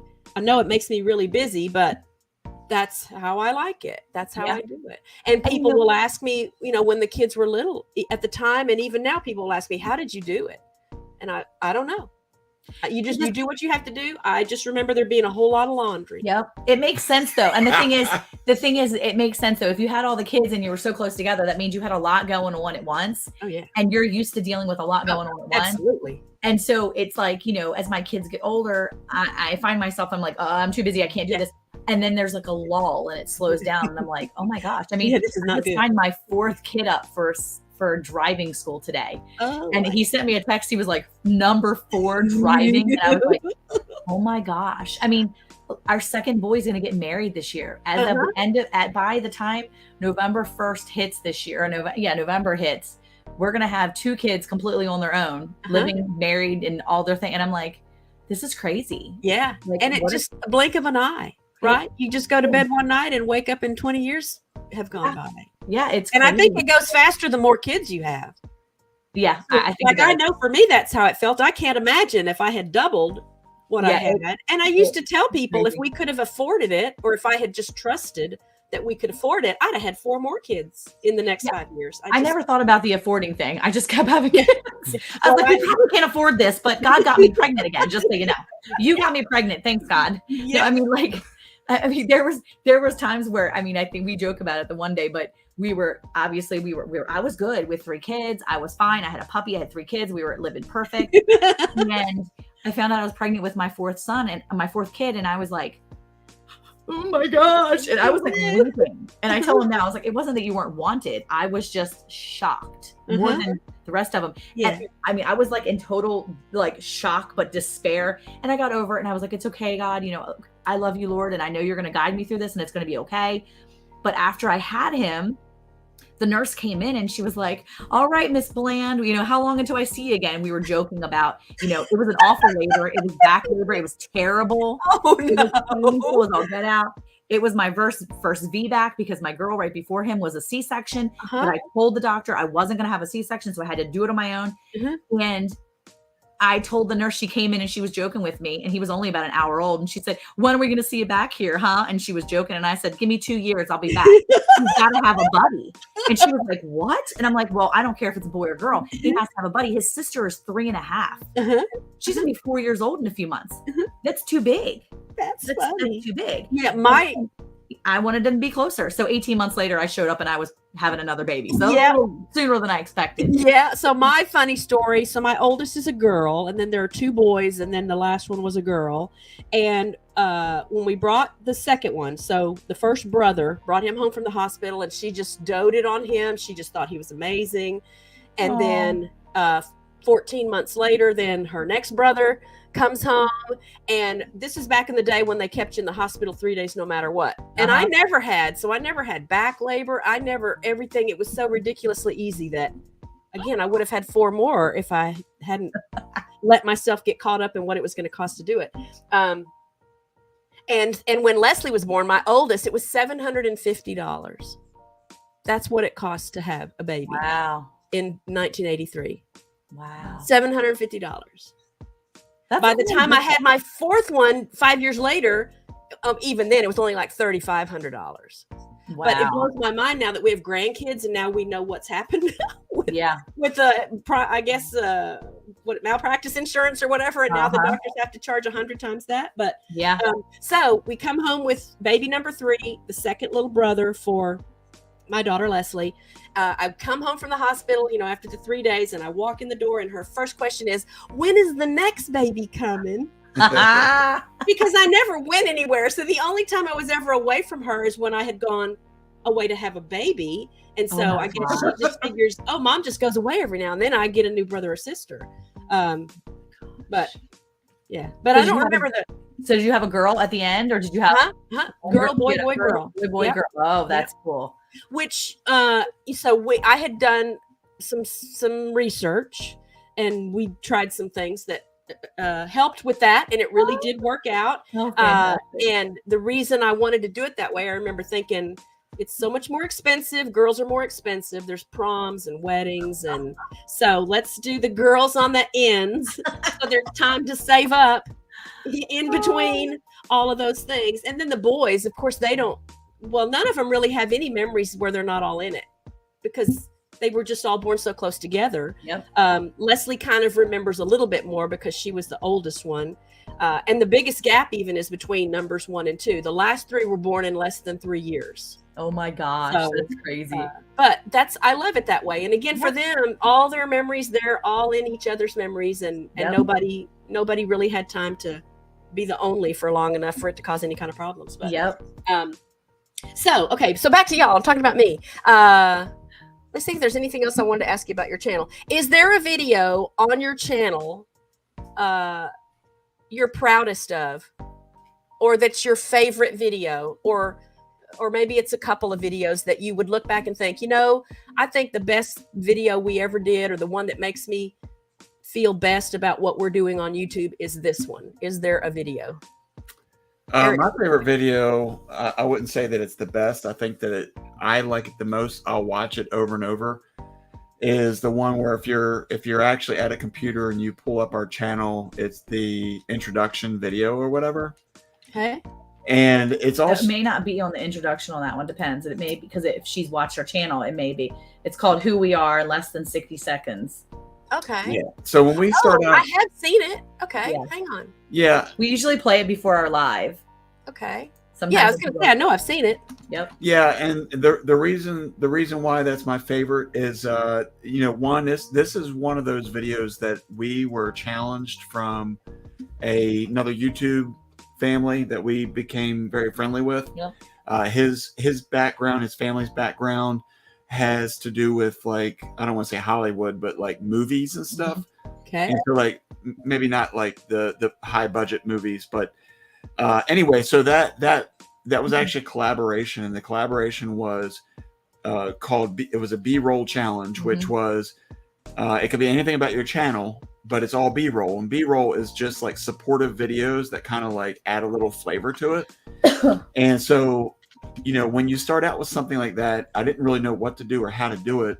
And then I just kind of started like coming up with different ideas and thinking of different things. And so the reason why I like that video so much is because it has every one of our family members, including our daughter-in-law, is somewhere in that video. Yep. And it just kind of shows like the excitement of ranch life, the excitement of what we do. Even Monica making kombucha. Yeah. Our one son he's always sampling everything. Oh my gosh. Yes. He's taste testing the sandwich at the end, and he's like, yum. Because he is my like guy. Like, if I need to see if something needs salt or needs something. Okay. I'm done eating for the day, and I'm like, I need someone to tell me what this needs. I don't want to eat it. He'll come in and eat it. Now I have his protege coming up in the ranks because he's about to get married this year. But yeah, but he's in it. Everybody's in it. So I just put the link for that video in the chat. You guys can check that out. Thank you. Again, I've seen it, but I've probably seen it at the beginning of a live then. Yeah, it's a quick one. And I don't always get to be at the beginning of your lives, but I think that's probably where I have seen it. Yep, that's it. Yeah, that's neat. Is there a different one for you, or another one for you, Monica? Or even Eric? Is there another one that it ranks up there, your favorite videos? Or honestly, I think some of my favorite ones are some of the collaborations we've done. Like, I really enjoyed the spam one when we were like making our own spam, or the making our own salsa. They don't have a lot of views. They don't get a lot of views, but I have a good time with those, because usually, it's not that I have a good time making them. I enjoy making them with Eric, but Eric is very particular. So I'm just going to say it that way. So like something that I could make on my own in like 15 minutes. Like, for instance, if I wanted to make a sandwich, like I made the spam sandwiches out of the spam. It would have taken me normally 10 minutes to make all those sandwiches. But when we're making a video, it takes 10 hours. Yeah. And it's so long and drawn out. And by the time I'm like, this is so good. Thank you so much for coming and watching Promised Land Ranch. Can we just be done now? Like, so you can see like my mood change sometimes through the videos, because I'm like, yeah. Oh yeah. I'm so done right now. But they look good because he does really good editing and he does fun things with the videos. And I'm proud of those videos because I put up with, no, I'm joking. No, I'm proud of those videos because they look good. Yeah, because you know what the behind the scenes were like. And it's not just something I slap together. Because to be honest with you, you can see when I slap together a video he does it because it looks good when he does it. Me, I'm all like, I put a video together, and he's like, oh, did you? I mean, like we have a collaboration for this Break Your Heart Bake thing, and I've got to do it. And he's like, what are you going to do? We need to get on this. We need to get on this. And I'm like, yeah, I'm going to do it. And then I keep changing my mind what I'm going to do. He's like, we need to make it look good. And I'm like, forget it. I'm not going to do it until the day it's due now. Because like I'm going to have to wait until he's at work. Yeah. And then do something. Yeah. Because I did want to say hello. I see people that have come into the chat that I didn't greet. So Weaves World, hello to you. Bud Files, good to see you guys. Nancy at Our Treasured Home. So good to see you. I'm glad you guys are here. Yeah. I'm having a fun time. I hope you guys are having a fun time. Thank you. Let me think if there's anything else I can ask you like about your family. So animals that you raised on the farm. So I know about cows, rabbits, pigs, ducks, turkeys. I'm guessing chickens still. Yep. What else do you raise? I think you got them. That's it. Okay. And then you have dogs. We have Are dogs. They all healers or healer mixes? No, we have 2 blue healers. They are psychotic. And then we have That's 2 a specialty boxers. Breed, right? Yes. And then we have 2 boxers who one of the boxers. I've seen them in videos. Yeah. Yeah. My older boxer has been raised by the blue healer. So she's like half psycho. Okay. And then my new my new boxer is the one we just got 2 Christmases ago. And she was a present for the kids. And we went to pick her up, and she's crazy. She has her tongue hanging all the time. Like we think there's something wrong with her. Her eyes are like this, and she's hilarious. So she's special. Well, she's living her best life then. She is. But yeah, so we have 4 dogs. We have we have 3 barn cats, and we have 2 cats inside. We have one that's an indoor-outdoor. Okay. He's looking to get into trouble somewhere. I want to say I've seen him on that furniture behind you. Yes, I've seen a cat back there before. This is the bed, and usually probably my girl Winnie is back there. She is she's my official 2023 mid-season baby. Like I was jonesing for something to take care of Eric, and Eric was like playing video games one night, and my sister had a bunch of kittens, and I'm like, hey, can I get a kitten? Can I get a kitten? He's like, please stop. And I'm like, please let me just say yes. Just say I'm yes. like, Abigail wants one so bad, and I had been kind of like pestering him for like a week or 2. Please. And he finally took his headphones. He's like, what do you want? And I'm like, please, can I have a kitten? I'll go get it tonight and everything. He was like, I don't care, Monica. And then he put the headphone back over, and I was like, Abigail, grab the keys. We went to my sister's house at like 10 o'clock at night. She lives 20 minutes down the road. We go at 10 o'clock at night. I call my sister. I'm like, get the cat, put it in the cage. I'm on my way. She's like, I got you. So that was like my baby. And then, in November of 2023. Yeah. November of that same year. I mean, how do you keep up with all the years of such excitement? November. She was so little in July, and then in November she jumps onto our wood stove, burns the skin all the way off her paws. So this poor little baby cat who's only like 6 months old is like fully wrapped on her paws. And so we have to carry her around, and she's like, oh. It was so awful, but she became like the sweetest, like chillest cat. Yeah. And yeah, she keeps the dogs at bay. The dogs won't chase her. They're afraid of her. And yeah, she's so sweet. And at nighttime she sleeps with me, so it makes me happy. Because everybody else here hates me. Like all the animals are like, what's up, lady? And wait, she sleeps with you? Well, no, she sleeps on my bed, and she sleeps on my legs until I move around, and then she finds Eric. She likes Eric more. Because he's hotter. He's probably... Because I know, like, Richard's like an incubator. Well, I think what it is with him is the fact that... Real quick, did you just say I'm hotter? Yes. Your temperature, your body temperature. Is that what I'm hearing? But I think what it is... Again, you heard it here first, folks. He literally, like, doesn't like the animals in the house. He's like, just get out of my way. Just get out of my way.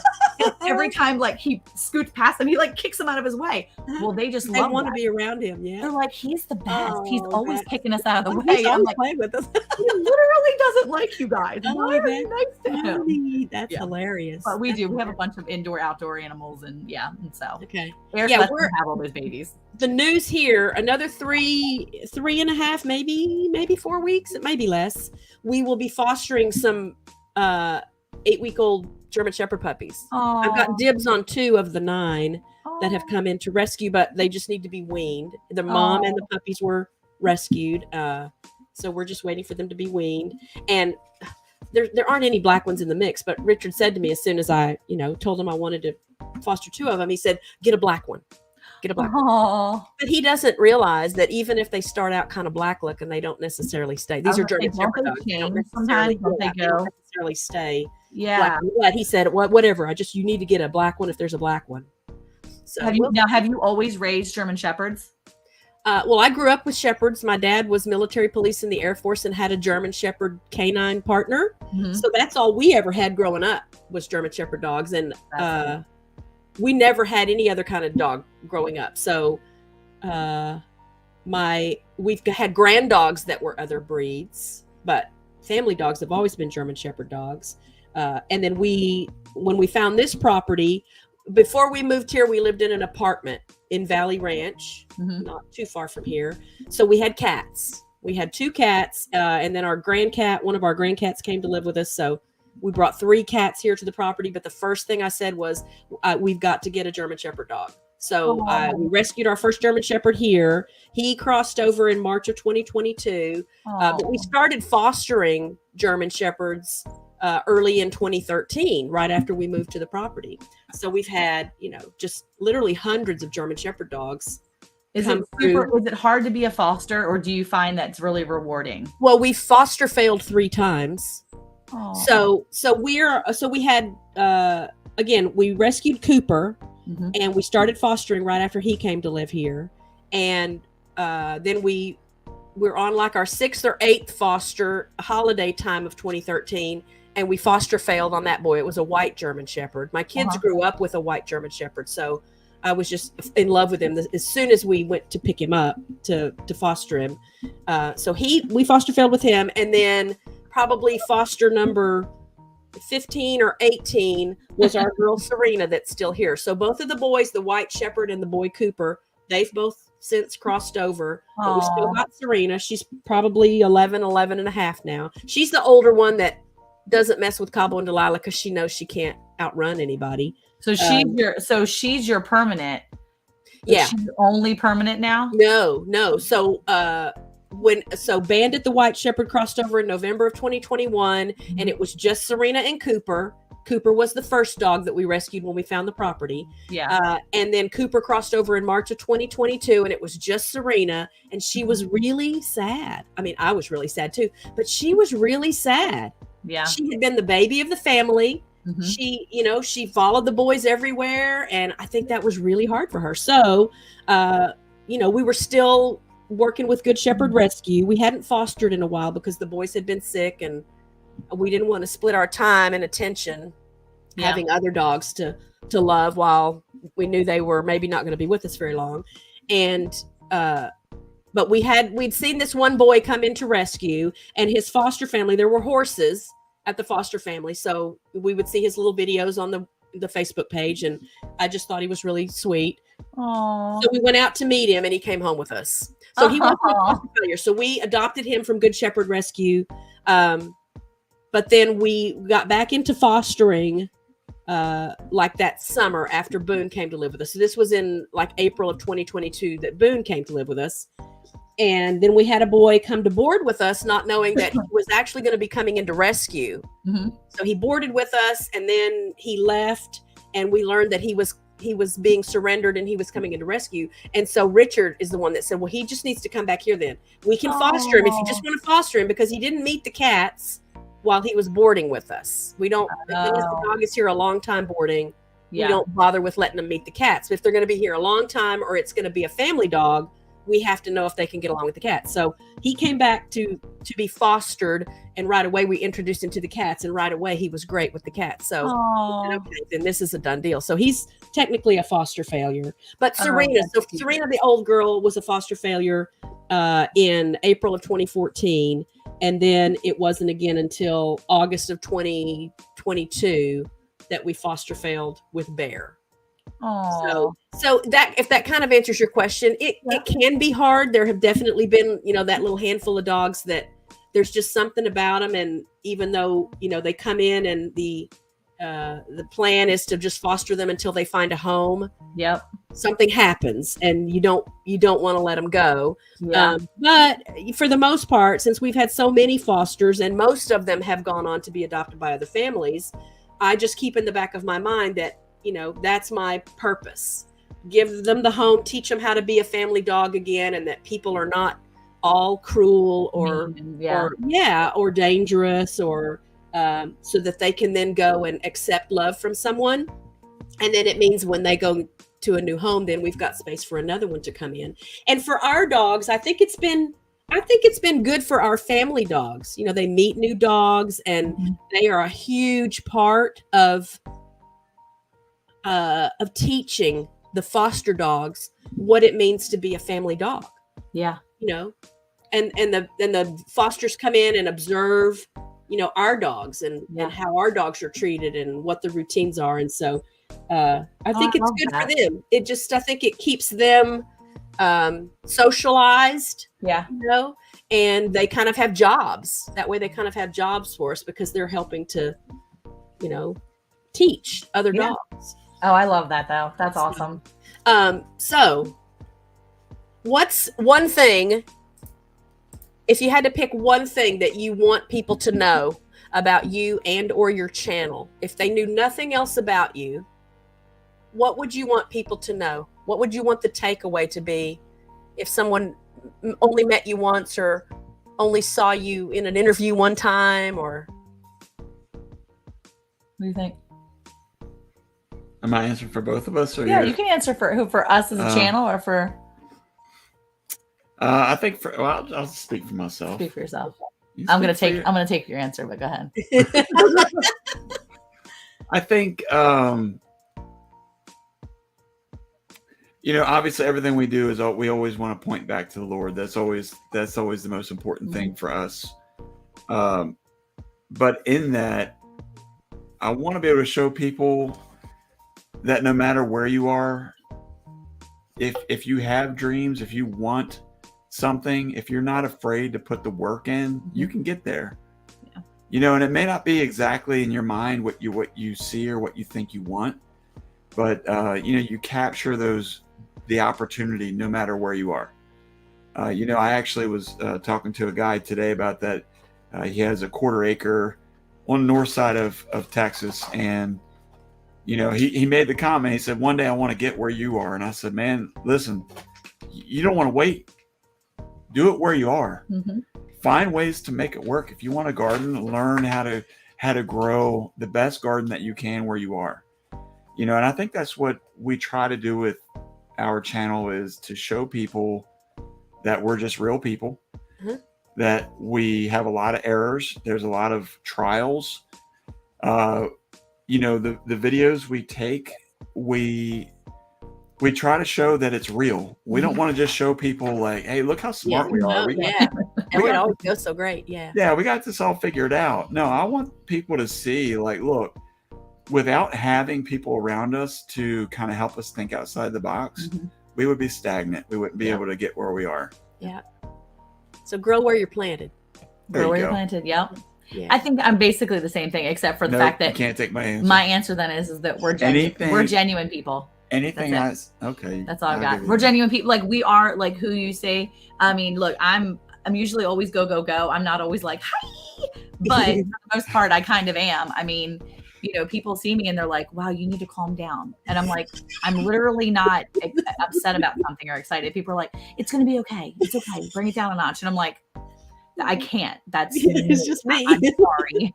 What you see is what you get. I mean, if you want me to give you an attitude, I can, but I mean, like, otherwise this is what you get. Like, even when we're walking down the road, if I'm in Costco, this is what you're getting. My kids don't always love it because I'll talk to random people all the time. Like, oh my gosh, yes. Somebody was looking at something the other day and I was like, oh yeah, that right there. Super great. Sorry, I was eavesdropping, but yes, get that. You're going to want it. And they were like, thank you so much. I'm like, you're welcome.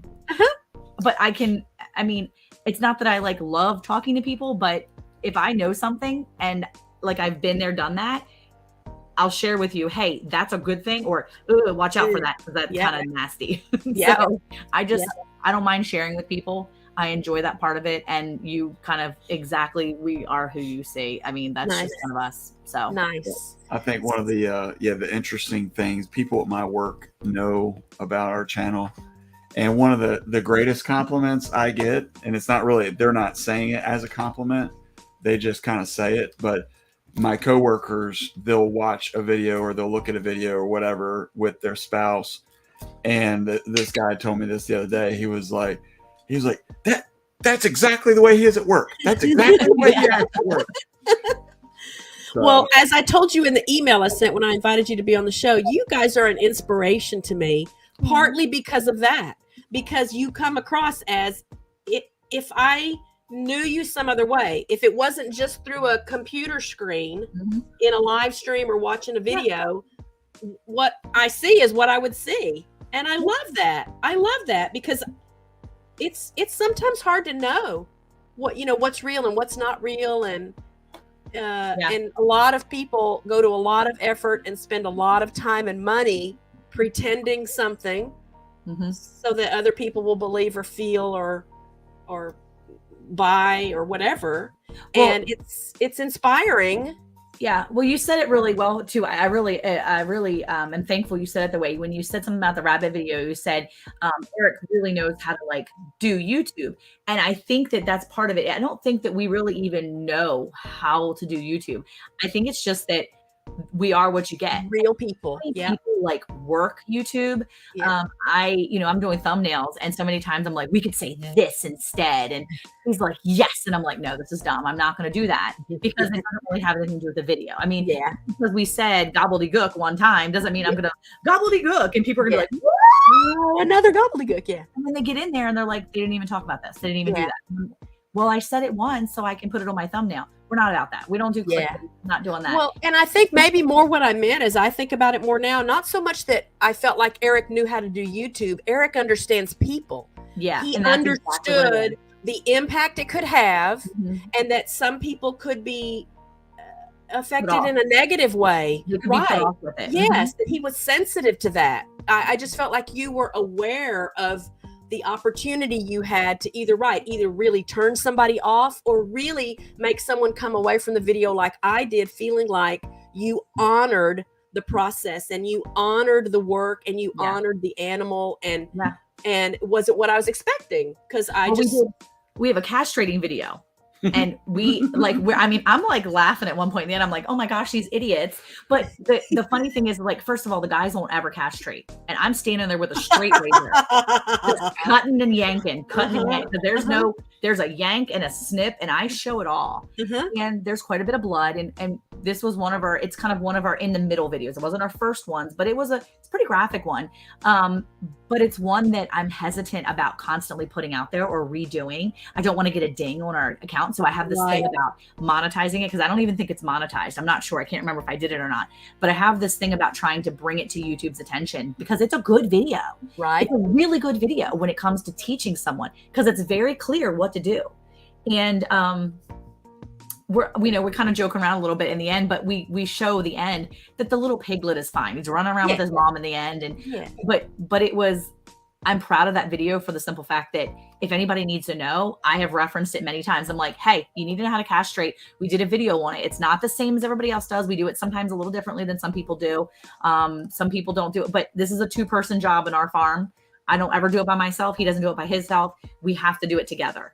And the big guys are all wearing they're all wearing the ear protection because the pig's screaming. And here's me literally getting down into the face of the animal. And I'm not screaming. But yeah, I mean, it's just one of those things, but sometimes you have to do hard things and sometimes people don't know how to do the hard things. And I'm really proud that we can do the hard things and show people. Yeah. And that's what we want to do in the future. I am working on a website where people can come on. They can reference our videos a little bit easier than searching through and going to be able to search topics and maybe take classes so that they can do these things. I want to be a mentor. I want to mentor people on how to do these things because people want to live their dreams. They want to bloom where they're planted. They want to grow and put down roots somewhere strong and sturdy. And I know that we can help them because we've done it. We've helped out so many families just as mentors because we had one couple that kind of did that with us, thankfully. And we've now been able to go do that with other people. And that's what I want to continue to do. Nice. It's inspiring. I don't know how else to say it. It's just, it's refreshing and it's inspiring. And again, you spit in a cup on a live stream, and that's real. And it just was a bonus that it was hilarious. But last night was so funny. He was literally sweating when we left the room. Funniest one. The kids were like, how many candies did he eat? He ate. Yeah, did your stomach hurt after that? He tried 18 different chocolates last night. And it was fantastic. He had 19 total because he ate the whole Reese's. Yeah. But he tried 18 different ones. We have them marked from 1 to 18. And it is fantastic watching hilarious. And the kids were all like, did he like the $100,000? Did he like the 0? Which one did he like? And of course they all tasted the cherry mash after we went out there, and they were like, oh yeah, okay, yeah. I don't like those either. Yeah. Oh, they hated it. No. I do like those score bars or Heath bars or whatever it was, but I don't like that cherry mash thing. No. Oh, so, it was funny. Final question, doesn't have anything to do with YouTube. You can answer together or you can answer individually. You're stranded on an island. What 3 things do you want to have with you? Oh, that's, yeah. What is it? It's not a cherry mash. It's definitely not a cherry mash. Definitely not. Let's say stranded on an island. I always have the Bible as always number 1.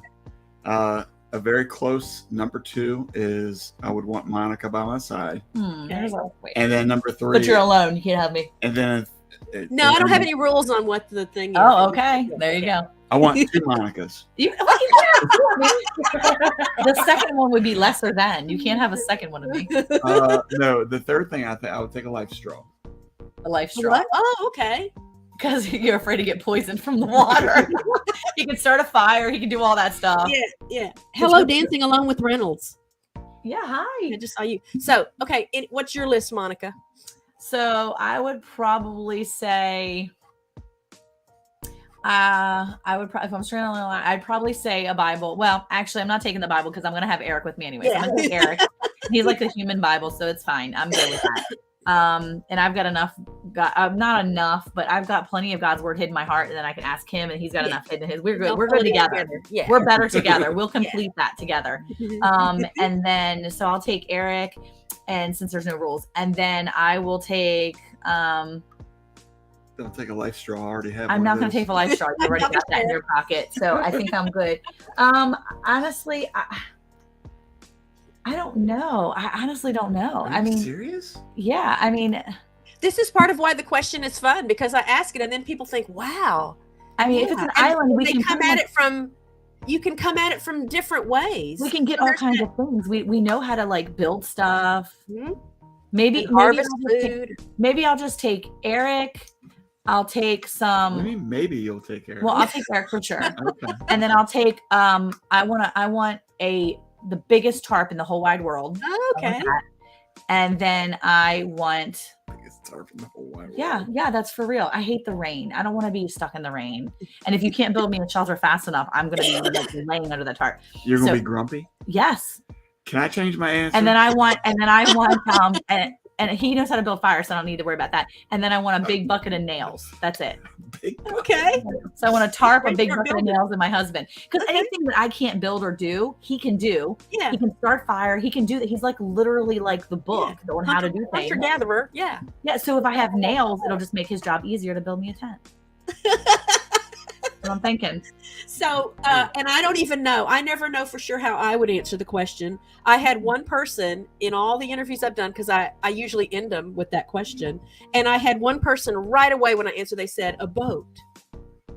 Oh, yeah. And I thought, oh my goodness, right? A boat, a book on sailing, and a book on how to fix a busted old whole boat.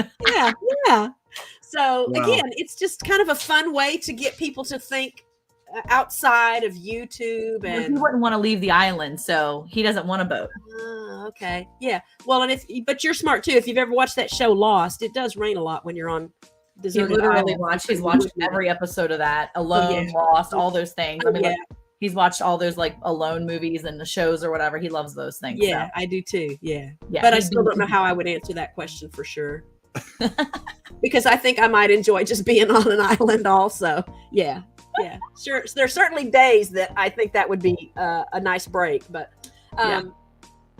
anything else you want to share? I'm just so tickled that you guys were on the show. I've watched you do lives enough that I've just thought, oh my goodness, this is that I want some of that energy. I want some of that spirit. I want some of that just realness, and that just feeds me.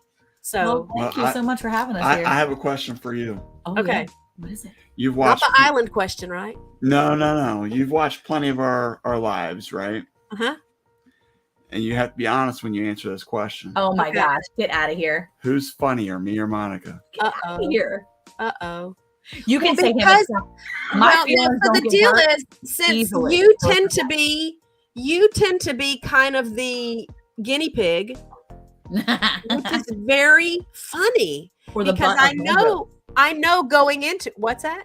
That's always the butt of my jokes. Right. No, again, you're I feel like she's the mastermind, but then you go along. Now I know you've done a couple of lives by yourself because she was out of town, and you did a great job. You were still funny, but I feel like because there's that element of surprise there, and we're really getting a genuine, unrehearsed, you don't even know what's going to happen until it happens thing, it makes you funnier. Because it's just, you can tell you're either a great actor, or those of us watching really can tell this is just raw. She's going to have him do this thing, and we're going to see the reaction. And because it's not planned, and because sometimes it's not pleasant, it's hilarious. The more unpleasant it is for you, the more hilarious it is for the rest of us. Well, that's only because a couple years ago when we first started our lives, on literally our very first live or our second live, the man comes in and he's like, oh yeah, I had something funny happen to me today right before we started the live. I was in the bathroom, and because we had just come in from the garden, it was like September, October. He was like, yeah, I went like this and I flicked something out of my beard. And I looked down in the sink and it was a maggot. I said, oh no, I remember hearing about the maggot. You had a maggot in your beard? And he was like, yeah, it was like right in my beard. And it was like, I was like, no, that's disgusting. How did you get a maggot in your beard? He was like, yeah, it was just like, right. Oh, I was so grossed out. And everybody was just dying in the chat. I'm like, this is disgusting. This is absolutely disgusting. Yeah. We actually made little stickers out of it for our channel with the maggot, because it was the topic of discussion for like weeks about this. And I'm like, how did that even happen? Like, where was your face? That is so weird. We probably don't want to know. Yeah. So I know. I'm like, what? He's like, I was by the dirt. I was in the compost area. I'm like, oh, that's what? So needless to say, he did that to me. And so therefore all the rest of the torture for the rest of the lives, it's just payback.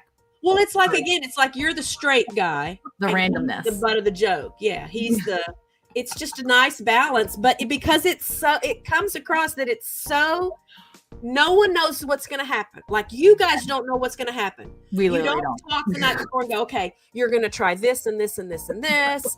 And when you try this one, do this. We can tell we're just getting the knee jerk. This is real life, and it's hilarious. But since he's the one that does that part of it, it makes you the funnier one. There you go. It makes you the funnier one. It makes you, Eric, the funnier one. See? Yes. Now do you think she's right? Now do you agree, Nancy? Where does your loyalties lie now, Nancy? No, I'm joking. Well, and that's the thing too. I was talking to Miss Ann Dale a couple weeks ago, last week, because we were on a live, we were on a Zoom call or whatever, and we were talking about podcast stuff. And I said, oh yeah, Casey, you missed it. We totally talked all about Ann Dale, one of our entire lives the other night. He's like, oh, did you? I was like, oh yeah, we talked about how she was like a movie star and she was famous. Oh, yeah. She liked it. From that? Oh, I haven't even seen it. I've never seen it still. I haven't either. I'm looking for it. Anywhere to watch it. I know, but it's so funny because we were no good. We were just all of that. And he started laughing. He's like, you were making fun of Miss Ann. And I was like, you liked it, Ann. She's like, oh, it was fantastic.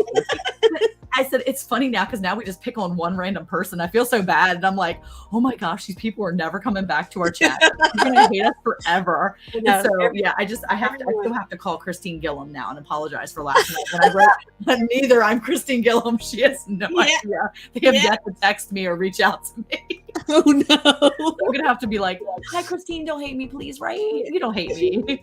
So yeah. Oh, she hates everything. Yeah, she does. She's gonna be like, "Of course I hate you." Yes. No, You're not funny. You're not newsflash. I fun. hate everything. Yeah. But no, and that's the funny thing. We met her and she literally is like one of the nicest ladies. She's so sweet. I suppose he would be a little on the funny looking side if he wears larva in his beard. I couldn't help it. Oh my gosh. Yeah. Well, But anyway, I sort of vicariously lived through your lives too, because some of the stuff you do, again, Richard in a million years, y'all, would not eat anything out of the garden. No. If I grow a watermelon, maybe he'll eat a bite of watermelon, but he's not into fruit. He's definitely not into peppers or tomatoes, anything green. So that's fun in the videos. And Eric doesn't like squash, but I think I've kind of lured him into different recipes. Like he doesn't really like squash. He likes zucchini, like when I fry it. Like his family are from West Virginia, so you be frying up anything that looks like a zucchini, fried squash. He's got that. You coat it up if it looks like a zucchini. Yes, battered. Like, is this zucchini? And I'm like, yeah. But we did try the like trombosino squash, which is very similar when it's fully ripened to like butternut and stuff like that. And butternut is just like a cousin of the sweet potatoes. They're like cousins, right? They're squash and potatoes. Now they're not really related, but they're kind of sweetish, like kind of sweet tasting. So I feel like as I'm trying new recipes and the more I grow things, he's more interested in trying those things. Well, but it looks, I mean, my impression is that you still are worth, I mean, you'll give it a try. Even if you think you won't like it. Yeah. I don't even know what that would be like here. Yeah. No, I don't even. So I have to watch their lives just to think, oh yeah, what would that be like if I had someone that would try? Like, taste this for me. Yeah. Try this. This is new. I have a new recipe. You just have to tell him to close his eyes and then they'll never try anything again. But I don't think those reactions would be funny. I don't think it would turn out funny if I did it that way here. You just have to go into it with an open mind. Be like, all right, not gonna hurt my feelings. Yeah. If you hate it, just try it with your eyes closed. Yeah. No, hold your nose. Richard and Christine should get together. Yeah. It's gonna be called We Hate Everything Show. That's it. Yeah. Meat and potatoes, and he'll eat corn, and that's it. So there you go. Anyway, so I appreciate you guys. Yeah, thank you for having us. I love what you're doing with the channel. I love what you're doing just with the life you have. I love knowing that you're raising kids that aren't going to be in the, I read a comment on Facebook one time. Somebody was griping about hunters, that hunting is just wrong and there's no reason to hunt because you can just go to the grocery store and get whatever meat you want. And I thought you have got to be kidding me. You have got to be kidding me. Where does that mindset come from? Where does the grocery meat come from, lady? So I appreciate that your kids are getting a hands-on first person view of where does our food come from? Who provides our food? And then what is our part of the process so that we can eat it and be healthy and honor it? And so that's awesome. That's awesome that you're doing that. And what video games do you play, Eric? Normally right now I think the game of choice is Fortnite. He plays it with his kids. It's funny. I was telling somebody at work the other day that it's probably I do it more for them. Yeah. Because now everything is online, so I'm able to play with my 24-year-old who lives out of the house. Who's out of the house, so just jumping on a game, even though I'm horrible. And they love to trash talk Eric too, man. Listening to them on there, and Eric sits there and he's like, come on guys, why are you not on there? I'm like, I would not play with you. I would not play this game with you. There's no way. I'd be like, no way, man, get off my team. That's part of the gaming process. Oh my gosh, the trash talk is smack talk. Awful. I'm a Halo junkie. Oh my gosh. A recovering Halo addict. Recovering Halo addict. So smack talk is part of it. Oh my gosh. But I play with geezer gamers. So these are grown-ups all around the world that play video games. And it's a wonderful way then to go and have fun with it and not have to deal with the people that really are just rude and disrespectful. We smack talk, but it's all in fun. It's all like a family thing, but maybe that's what I need to do. I need to find like an elderly group. An elderly group. You know what? Here's the thing, though. I think that being in your 40s or 50s or whatever it is, I think it's kind of good to play video games. It keeps your mind going. Absolutely. You find the old people where you find the oldies. No, absolutely. He's like, I want to start a group called Gaming with the Oldies, and it's only 40 and over. That's it. Yeah. Do you play what system do you play on? Xbox. Okay. So I'll message you my gamer tag. There you go. And you share my gamer tag with Eric, and maybe we can get on and game. And if some of my geezer gamer friends are on, then I can get you introduced. I can't do any of those role playing. At least the first play. What is it? Third person? First person shooter. I can't do the first person shooter. This is me. Oh no! The kids crack up. They're like, "Mom, can you play?" And I'm like, "Stop it! That's not funny." And they're like, "Mom, please!" And all I do is run straight into things, or I like jump up and then I spin. I can only play Sims. That's it, or Wheel of Fortune. That's my only games. Well, I mean, my primary role a lot of times playing with geezer gamers, because most gamers are men. I mean, there's some female gamers in the geezer gamers. Most of them are better gamers than I am. So I always kind of considered that I'm either the meat shield or I'm the distraction. So the guys can go accomplish the mission because I'm so busy blowing things up or blowing myself up or getting shot or getting stuck in a place. Isn't it? Yeah. And I was famous for a while because I would kill someone in the game and say, I love you. And so people, like, I would then run into people that weren't geezer gamers. We'd be doing like a multiplayer thing, and we would go in as a team and just get matched up randomly with whoever in the world was on Xbox Live. And every now and then I would play with someone that I had played with before, and they would see my name even and say, you need to let her kill you. You need to let her kill you, man, so you can see what she says when she kills you. Because I would kill people and then tell them, I love you. I didn't want people to think I was like a mean killer. Oh my God. Or good gravy. I say things like good gravy. That is a lot on Xbox Live. Seriously, you just need, do you have like a gamer stream? You need to create a channel just to be like a gamer. You need to be like the granny gamer or the granny gaming or something like that. Yeah. Have a channel just for that. And then when you kill everybody, you always stay the one. I love you. I'm telling you, you will just blow up. Probably literally. There was a time when I was kind of known for that and would run into people that go, "Oh yeah, dude, let her kill you." No, just let her kill you and see what she says. Oh my gosh, that's crazy. But there's not a whole lot of time for gaming anymore. But I'll send you my gamer tag. I'll text you my gamer tag and you share it with Eric, and then we can hook up on Xbox Live and maybe play something cool together. But I've kept you much longer than I thought I would. But thank you so much for having us. To have you here. Yes. And I kind of like doing a Friday night. Yeah, that was nice. Yeah. Yeah, well, it's funny because my 14-year-old is probably chomping at the bit to get in here and start shooting wild game again, because we're in his space. And his new thing is, what is he playing? Hunter Call of the Wild. Yeah. That's his current. I didn't know that one. Okay. So they can practice shooting, and it's weird to hear your 14-year-old get really excited about shooting animals online. Like it's not like it's like hunting. It's like a hunting game. Yeah. And then they're talking about yeah, man, we got right there in the lungs and we got it down. I'm like, what?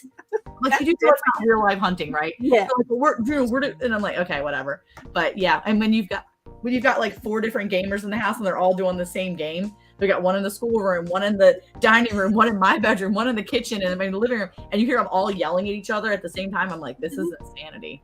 I'm just going to put earphones in, little earbuds in, go watch a movie on my phone. But it can be really fun. So thank you so much for having us. Yeah, this was such a treat. Again, it's been on my list for so long to ask you, and I don't know why I didn't do it before now, but I'm just, it was an honor and a blessing to have you on the show tonight. So I'm glad you guys check out their channel, please. Stop by. Please join me when I'm at their next live stream. I'm guessing, I know you guys have had to take some Thursday nights off here and there, but I've told them Thursday is your live stream night. And again, Eric's the funnier one. So that's the deal. There's the challenge. You come and watch a live stream, watch their next live stream, and then you come back and report to me, was Eric the funnier one or was Monica the funnier one? Again, you wouldn't, just keep in mind, Eric, it wouldn't be funny if you didn't have her. That's true. To get it set up.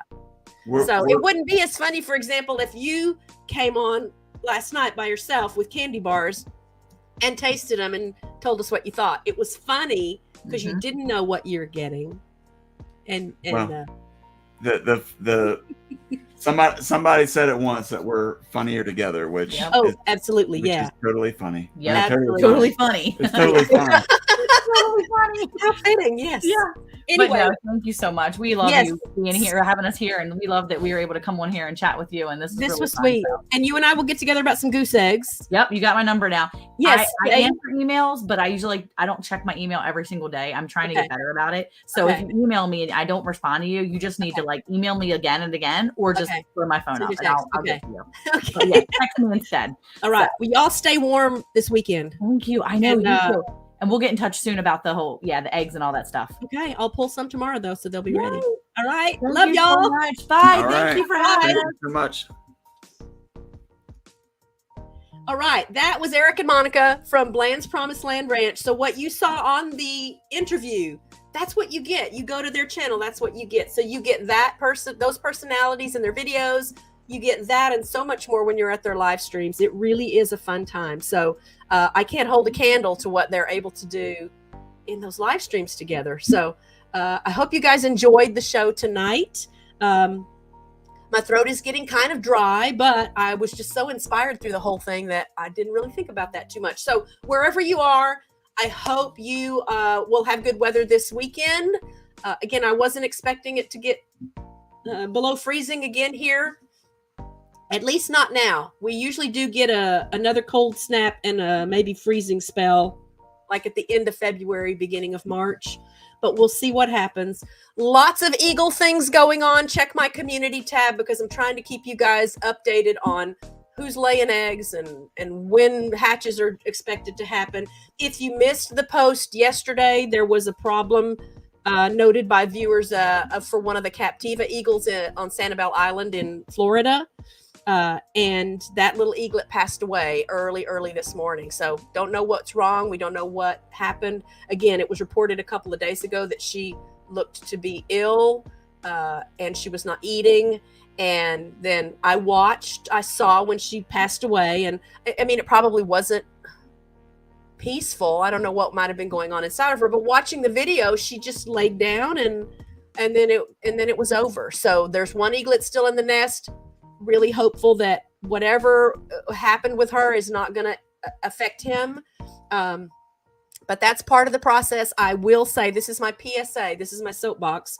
These cameras that are put up in these nests or in other nature environments, wildlife scenarios, there didn't used to be such a thing, right?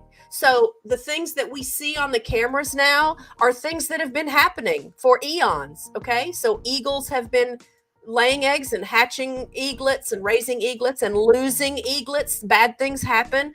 And we didn't know it because we didn't have a camera there. And I'm kind of disheartened at how many people are like on Facebook and other social media platforms, and they're angry because they believe someone should have intervened. You know, as soon as someone saw on the camera that there was something wrong, they should have gone to get her, or whatever their argument is. And A, there are laws against that. And B, that's not the purpose of the cameras.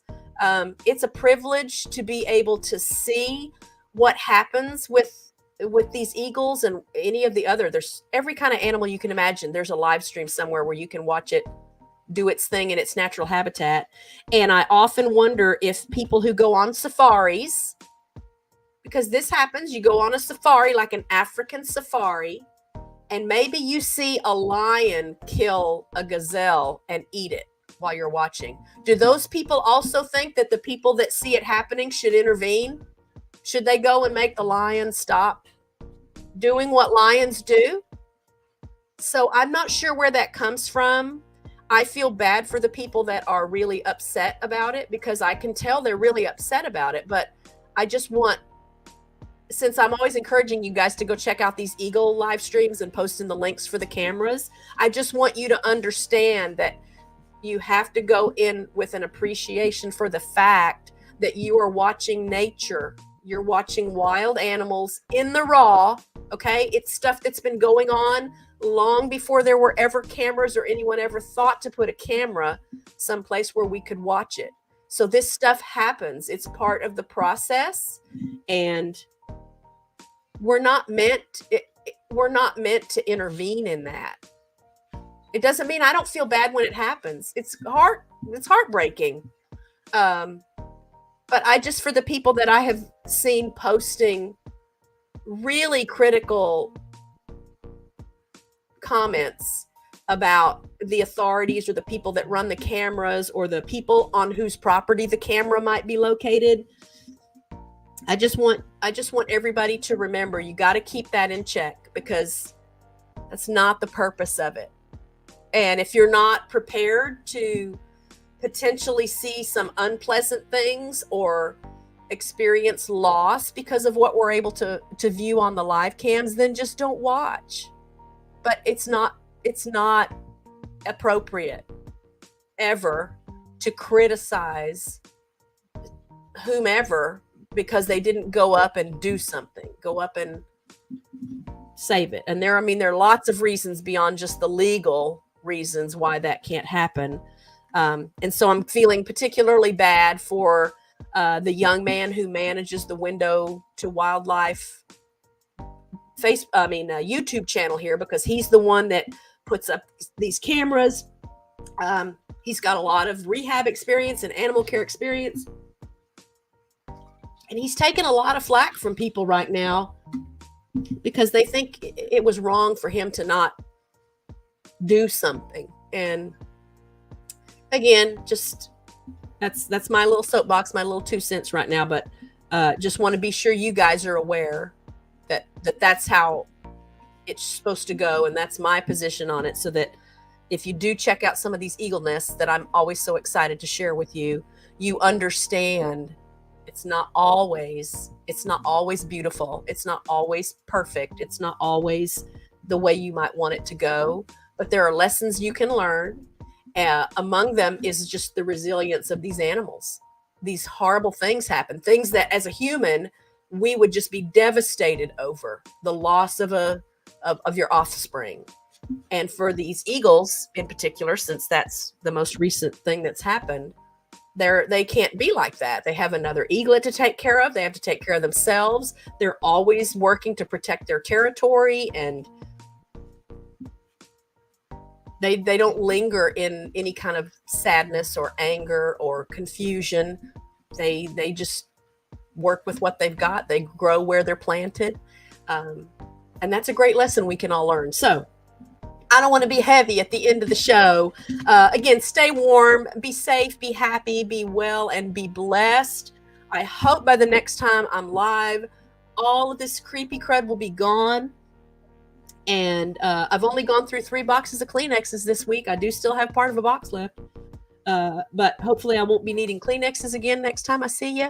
I don't know what I'm going to do on Tuesday night's show yet. I have an idea, but I've just got to make sure I can find enough material for it. So be watching for that thumbnail to go up. Or I might even do that on a different night next week. Again, just depending on how this weekend goes and how I'm feeling, because it does take some time to gather clips and research when I'm going to share something that I think will be fun or funny for you. But that's all. I love you guys. I have a video coming out tomorrow. You'll see a little project that I'm working on. I have figured out that this equipment that I'm using wasn't calibrated right, I don't think. So I've had to make some adjustments. That's not going to be in the video because I had already done the video before I figured out today that I needed to make some adjustments. So we'll see how it turns out, but I'll let you know what I'm working on. And I'll keep you posted if I can get some eggs to Monica so we can help with Jocelyn's husband's birthday surprise. I think that would be so sweet. So I'll keep you posted on that. Obviously, I'll keep you posted on just how many little baby somethings we get here and whether or not I find a place to sell them or give them away or whatever it is I need to do, because I really don't want a whole lot more geese. If you need a baby, a gosling, if you need a gosling or you want a gosling, let me know. We'll see if we can work something out, because I'm expecting to have a whole bunch of them within the next 35, 40 days once all these mamas start sitting full time. that's it for tonight. So thanks for being with me. If you were part of the live crew watching, thanks for that. If you're part of my rewatch crew, thank you for that.